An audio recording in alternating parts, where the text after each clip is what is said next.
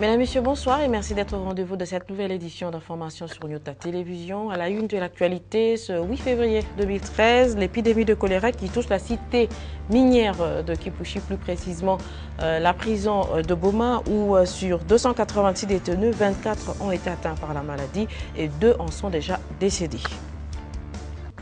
Et du côté du gouvernorat de province, sachez que Moïse Katumbi a reçu en audience aujourd'hui le directeur provincial de la DGDA. Pour rappel, cette régie financière section du Katanga a réalisé la meilleure recette douanière exercice 2012. Un mot d'éducation dans ce journal, c'est le calvaire que vivent les élèves du complexe scolaire Katumbi suite à la mésentente entre les différents gestionnaires de ce complexe scolaire. Sachez que beaucoup d'élèves, plusieurs élèves de cette école suivent le cours debout. D'autres emmènent des chaises dès chez eux, alors que cette école avait été complètement et bien réhabilitée et que des bancs avaient été même dotés. Nous allons d'abord parler santé pour débuter ce journal. Je vous le disais que Kipushi est aussi frappé par l'épidémie de choléra et mercredi dernier, on a enregistré des cas de contamination au sein de la prison de Boma Kipushi et sur 286 détenus, 24 sont atteints et 2 en sont déjà décédés et déjà des mesures ont été arrêtées par les autorités politico-administratives et sanitaires de Kipushi pour limiter les dégâts. Toujours dans le domaine de la santé et de la lutte également contre le choléra, sachez que des risques de contamination sont bien réels au marché de Lubumbashi. Sachez que faute d'installations sanitaires adéquates, les vendeurs et les passants se soulagent à proximité des étalages et des rayons. L'administrateur du marché déplore cette situation. Un reportage que nous propose Léon Magloire Monga, Antoine Roger Mbouye et Sam Kitenge. C'est un risque réel de contamination de l'épidémie de choléra qui court les vendeurs et acheteurs du marché Njanja. En effet, les vendeurs, tout comme les autres passants, font leurs grands besoins la nuit, tout comme les jours sur la voie ferrée, non loin des articles vendus à même les sols et aussi contre les murs séparant la voie ferrée, à la commune Kamalondo. Kama munaona bantu hapa beko naingia saba iko na kuyolea kumarai kumuni ni hapa bakupita juu kinsoko yetu ni balabala. Cette situation se déroule ainsi alors que le marché Njanja est doté de toilettes assez propres mais payant avant d'y accéder. Tandis qu'au marché Musée Laurent Désiré Kabila tout semble en ordre, dans les installations sanitaires de ces lieux de négoce, il y a même les robinets et du savon en vue d'éviter toute contamination. Au marché Musée, nous mettons en pratique les instructions de Monsieur le maire de la ville, surtout son message sur la propreté. Voilà pourquoi, pour combattre l'épidémie de choléra, chaque jour au marché Musée, nous luttons pour la propreté.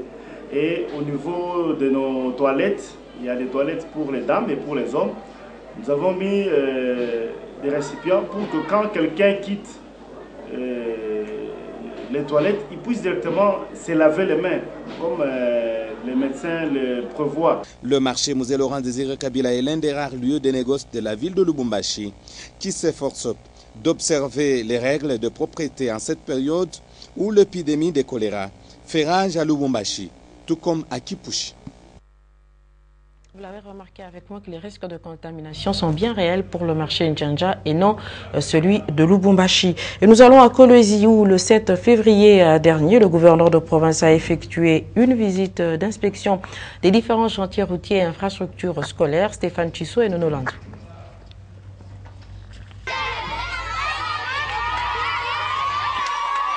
Blue jean et chemise assortie, l'honorable gouverneur du Katanga se nourrit de terrain et donne le maximum pour laisser des traces visibles de modernité à travers le vaste Katanga à coup de visites surprises, même à plus de 300 km de Lubumbashi, comme c'était encore le cas le jeudi 7 février 2013 à Kolwezi, où il débutait une visite d'inspection sur l'avenue Kajama qui recevait une couche d'accrochage avant qu'il n'y soit placé une couche de roulement de 5 cm d'épaisseur. Gouverneur du peuple en effet, c'était une autre occasion pour l'honorable Moïse Katumbi Chapwe d'engager un échange franc avec ses administrés de Kolwezi, Yalisano. Parce que les trucs comme Kolwezi ni couche de base du miotokanze kufanya nini kupita tunasikilizana ilikuwa mbele couche de base basi mvumbi lipitaka hapa sasa ndio wataweka couche ya roulement ya pili ile yote mabalabala walifanyaka wataweka kasa kushi ya 5 cm yulu ndio comme ça mabalabala ifanye nini irésiste kabisa mais na mwe ache kutupa mabintu mu madrin. Après l'échange, il s'invite à visiter quelques commerces florissants du centre-ville, développés le long de la route par son état de plus en plus amélioré et grâce au bon climat des affaires en constante promotion au Katanga. Suite des visites après lesquelles il se retrouve en face d'autres Coloisiens qui veulent l'écouter.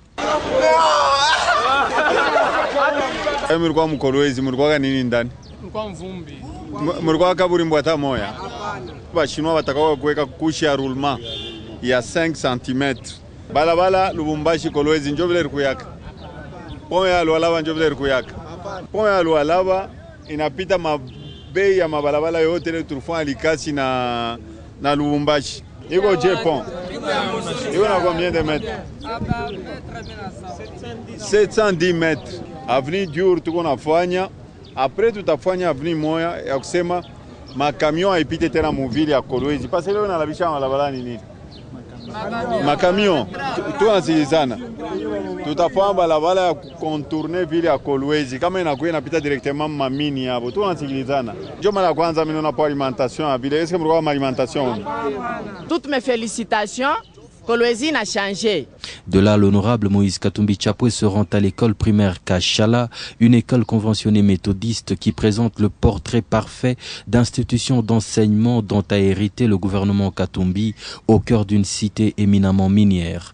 Pas de banc, pas de dignité dans ce qui devrait être tout autre chose qu'un lieu de savoir. Habillé de tristesse, l'honorable gouverneur s'assied sur ce qui ressemble à une banquette et promet que dans les 6 prochains mois, cette école ne sera plus la même. Ceux qui connaissent le gouverneur savent qu'il ne blague pas. Dans le programme de la maman-mère, ce n'est pas la première école que nous allons réhabiliter à Kolwezi. Voilà un peu les écoles que nous avions trouvées au niveau de Kolwezi. Mais d'ici 6 mois, je demanderai aux journalistes de venir visiter cette école. Et il en reste encore 5 ou 6 écoles comme ça à Kolwezi qu'on doit réhabiliter. Il y en avait une trentaine dans les 30 écoles qu'on a trouvées dans des états pareils. Il nous en reste maintenant, je crois, 5 ou 6. Donc on doit faire le plus vite possible. On va vous aider. La maman-mère m'a amené ici pour voir votre école. Nous sommes tellement ravis en tout cas de venir un peu visiter notre école. Au sortir de cette école étable, de l'autre côté de la route, au même quartier d'Iour, l'honorable Moïse Katumbi Chapwe est rattrapé par son naturel. Il s'invite dans un salon de coiffure, non pas pour s'offrir une nouvelle coupe de cheveux, mais pour offrir à ce coiffeur anonyme des nouvelles bases d'avenir. Dribblant l'objectif des caméras, il laisse au coiffeur de quoi booster sérieusement son petit business. Combien, combien de... 1500, 2000. Bon, paraville 5, 3. Nous avons tout. Machine à fondar, il faut ça taille. Ici na kintu nikusaidia kidogo ya kuongeza mkapitali yako ya nywele. Les villes coup de chapeau. Grand merci, grand merci. Maman merci, merci. L'homme en reste décoiffé et perd momentanément toute raison. Il apprend à son avantage qu'il y a des hommes dont il faut absolument croiser la route. Et nous revenons à Lubumbashi où ce vendredi 8 février 2013, le gouverneur de province a accordé une audience au directeur provincial de la DGDA. Et je vous rappelle que cette régie financière a réalisé la meilleure recette douanière exercice 2012. Compte rendu de cette rencontre avec Stéphane Chissou et Nono Landou. Résultat visible de la lutte contre la fraude au Katanga. Pour la première fois depuis l'existence de la douane en RDC, cette province vient de battre les résultats du Bas-Congo en termes de réalisation des recettes, en se classant à la première place avec 438 milliards de francs congolais réalisés l'année 2012, soit près de 500 millions de dollars américains. C'est pour faire officiellement part de la bonne nouvelle à l'autorité provinciale que le directeur provincial de la DGDA Kalandé Mouia l'a rencontré ce vendredi 8 février. L'autorité provinciale, ayant appris que la DGDA Katanga a fait de bons résultats pour l'année 2012, a voulu en savoir un peu plus. Et c'est comme ça que je suis venu lui donner un peu le rapport du travail qui a été accompli avec notamment l'appui de l'autorité provinciale. Parce qu'il faut le rappeler ici, chaque fois que nous organisons pour la lutte contre la fraude, il faut dire que le ministère de l'Intérieur nous appuie par les militaires lorsque nous trouvons de la résistance. Donc c'est dire qu'en fait l'autorité provinciale s'est impliquée dans la lutte contre la fraude, ce qui nous a permis de faire les recettes que nous avons réalisées cette année 2012. Mais il y a certaines opinions qui persistent et qui ne vous attendent pas à ce niveau de performance.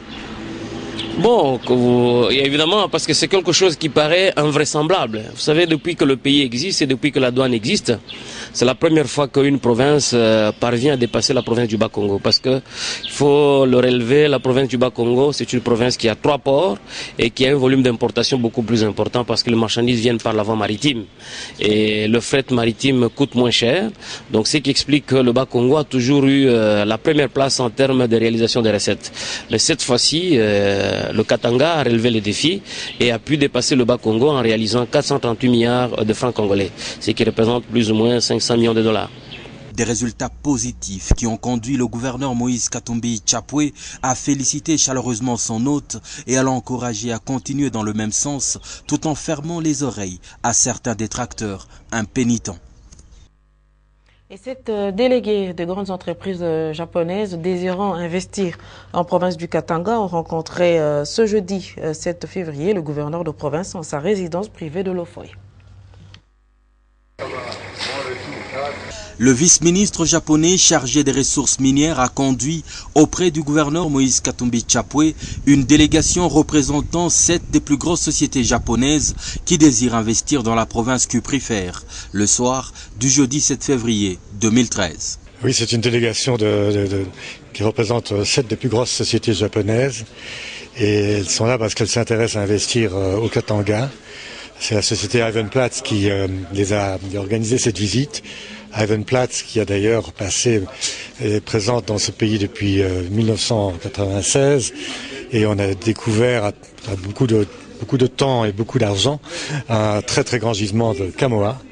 Et ces sociétés japonaises s'y intéressent et nous les encourageons très fort.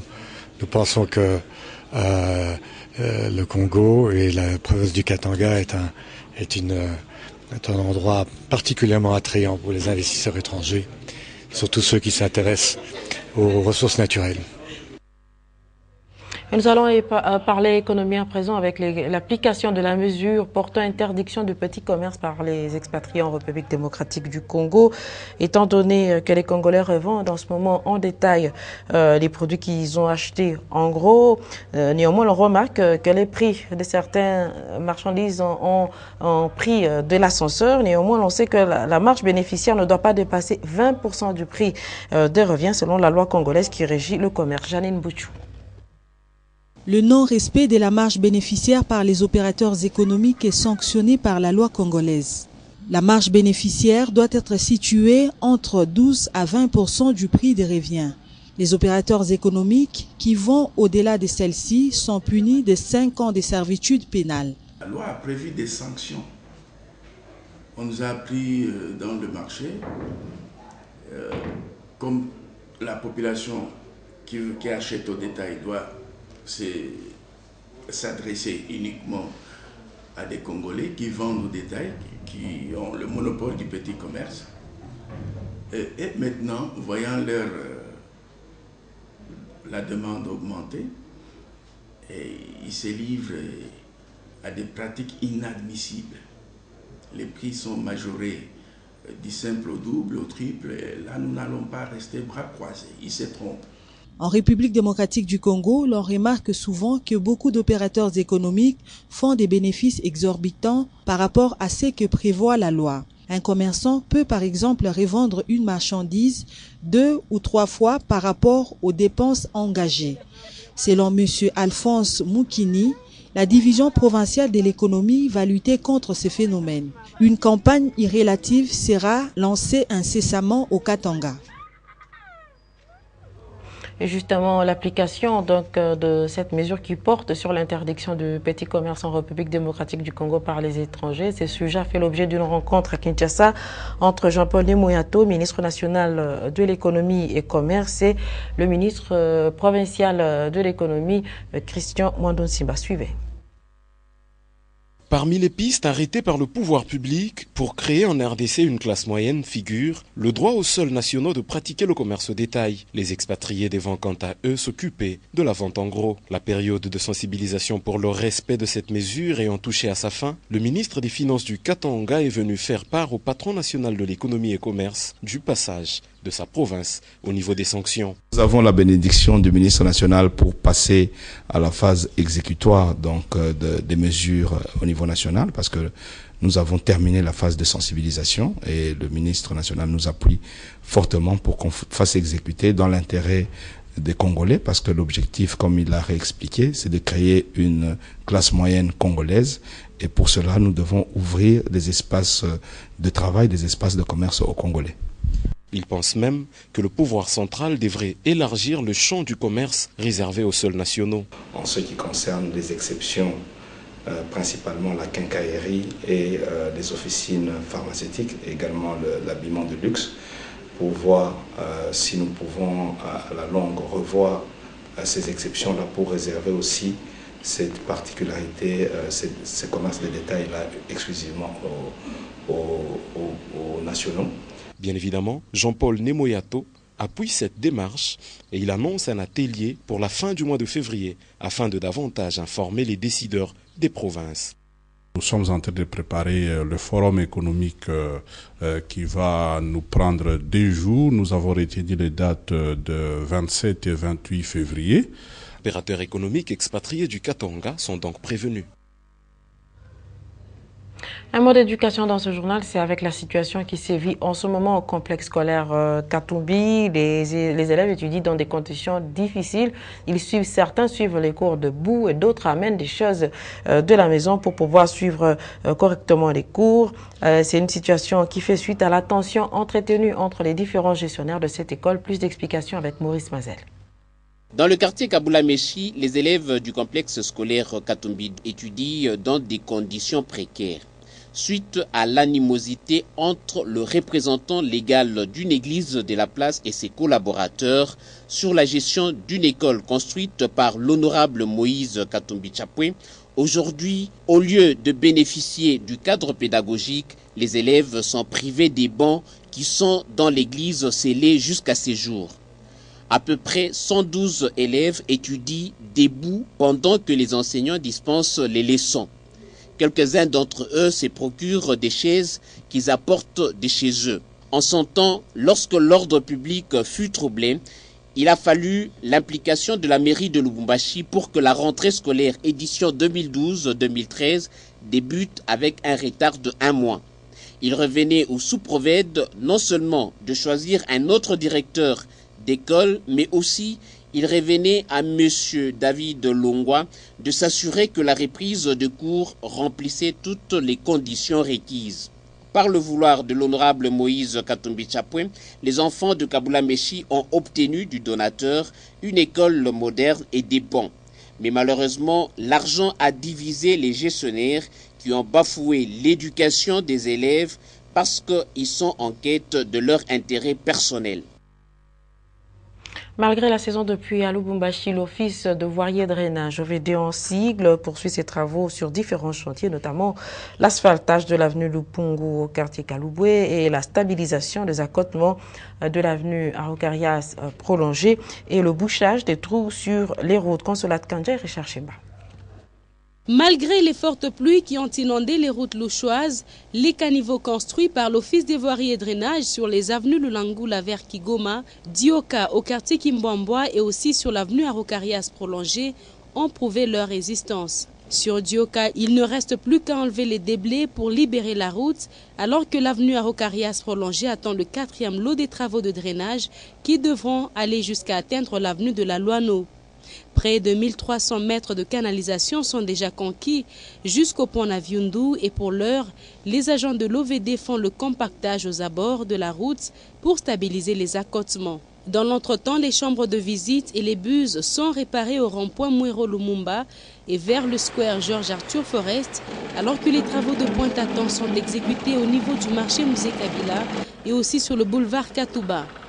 À l'arrêt Mampala, un béton armé est en train d'être coulé pour réparer cet endroit très délabré. Pour le sous-directeur technique Dieudonné Aboula, qui fait l'état des lieux, outre les 2 km de caniveaux construits en 2012, d'autres travaux se poursuivent et sont au programme en 2013 pour décongestionner davantage les routes. L'année passée, nous avons eu à beaucoup travailler, bien sûr sous l'appui du gouvernement provincial qui a mis sa confiance à l'Office de voirie et drainage. À travers l'Office de voirie et drainage, toutes les entreprises et les PME qui travaillent avec nous. Les grands travaux pour l'OVD, on a exécuté l'année passée plus de 2 km de caniveaux. Ça uniquement l'OVD, à part ce que les sous-traitants ont fait. Comme vous avez remarqué sur l'avenue Lolangula, à Rocarias, 8e rue à la Katouba, chaussée Musée, le collecteur qui était presque défoncé, on a réparé, Chef Katanga, Kambov. Maintenant, les travaux sont toujours en cours sur l'avenue Arocarias. Déjà, 1 km 300 ont été exécutés et terminés. Et les travaux vont continuer.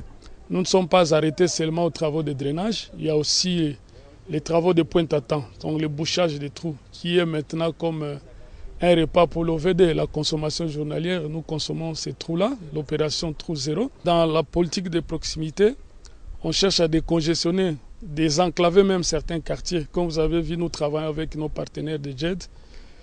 Actuellement, nous sommes sur l'avenue Kananga, Lumpungu. Nous stabilisons la latérite, que d'autres croient que c'est un mauvais matériau, mais c'est un bon matériau. Et pendant ce temps, l'avenue Lumpungu au quartier Kalouboué est en pleine préparation pour être bientôt asphaltée, alors qu'à la 8e avenue de la commune Katouba, les habitants voient déjà les eaux canalisées grâce à l'exutoire qui a été construit. Un mot de culture dans ce journal avec le festival Nzenze qui va produire à travers la maison Dance Production les artistes musiciens Luchois Jokizi et M. Joe. La production aura lieu le 22 février prochain. Et pour en parler, un point de presse a été organisé hier jeudi par l'initiateur du festival Nzenze, Dédé Moupassa, qui, il faut le dire, s'investit dans la production des artistes musiciens locaux. Un reportage d'Edouard Kankou, Léon Magloire Munga, Sylvain Moutambaye. Ils seront face à face le vendredi 22 février 2013. Jokizi et M. Joe, 2 artistes musiciens katangais, dans l'événement Farafara que va organiser le festival Nzenze à travers la maison Dance Production. L'annonce a été faite par Dédé Moupassa, président et initiateur de Dance Production, au cours d'un point de presse tenu ce jeudi 7 février 2013.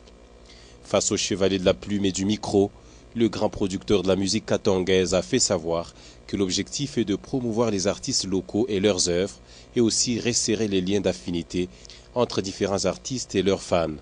Ici, je lance cet appel même aux producteurs de venir à l'événement pour voir le talent de nos jeunes frères, le talent de nos frères et voir un peu comment ils communient avec le public. Donc n'importe qui peut venir dans ce business, il va gagner. C'est ça l'expression en fait de Farafara. Un jeu de questions et réponses en est suivi et l'initiateur de l'opération a précisé que tout va se dérouler dans l'ordre et la discipline. Farafara, loin d'être un match de football, mais c'est un match musical. Et la musique, c'est l'harmonie. C'est l'ambiance qu'on crée autour. Donc ce n'est pas une guerre. Même les boxeurs d'ailleurs, ils se retrouvent à 2, ils se battent et après ils s'embrassent. Et fini l'affaire. Aux côtés du producteur, Jokizi et M. Joe, 2 artistes en compétition, ont répondu aux questions des journalistes et chacun d'entre eux a invité ses fans à répondre massivement à ce grand rendez-vous culturel. Actualité africaine avant de nous quitter. En Tunisie, des milliers de personnes se sont dirigées ce vendredi vers le sud de Tunis pour assister aux funérailles de Chokri Belaïd. Cet opposant a été assassiné il y a 2 jours et le syndicat CGTT a appelé à une grève générale. Le syndicat a précisé qu'il voulait que ce mouvement demeure pacifique, mais au sommet de l'État, toujours en Tunisie, la situation demeure confuse. Le mercredi dernier, le Premier ministre avait annoncé la dissolution du gouvernement, une décision qui a été rejetée par son propre parti politique. Nous allons également parler de la situation au Mali. Sachez que les forces françaises et les soldats tchadiens contrôlent désormais la ville de Tessalit, dernier bastion des islamistes. Et ce matin, un kamikaze se fait exploser à Gao. Un soldat malien a été blessé. Voilà, mesdames, messieurs, ainsi se termine cette édition d'information. Je vous rappelle que dans l'actualité de ce 8 février 2012, nous avons d'abord parlé santé avec l'épidémie de choléra qui a touché la cité minière de Kipushi, plus précisément la prison de Moba, où près de 200 sur 286 détenus, eh bien 24 sont atteints par cette maladie et 2 prisonniers sont déjà décédés. Et du côté du gouvernorat de province, il faut retenir cette audience qu'a accordée ce vendredi Moïse Katumbi Chapwe au directeur provincial de la DGDA. Cette régie financière a réalisé la meilleure recette douanière exercice 2012 sur l'ensemble de la République démocratique du Congo. Un mot d'éducation. C'était avec la situation difficile des enfants, des élèves qui étudient au complexe scolaire Katumbi suite à une mésentente entre les différents gestionnaires. Les enfants sont obligés, certains sont obligés d'étudier debout et d'autres sont obligés d'amener des chaises chez eux pour pouvoir suivre convenablement les cours. Merci de nous avoir suivis. Très bonne suite de programme sur Nyota Télévision. Au revoir.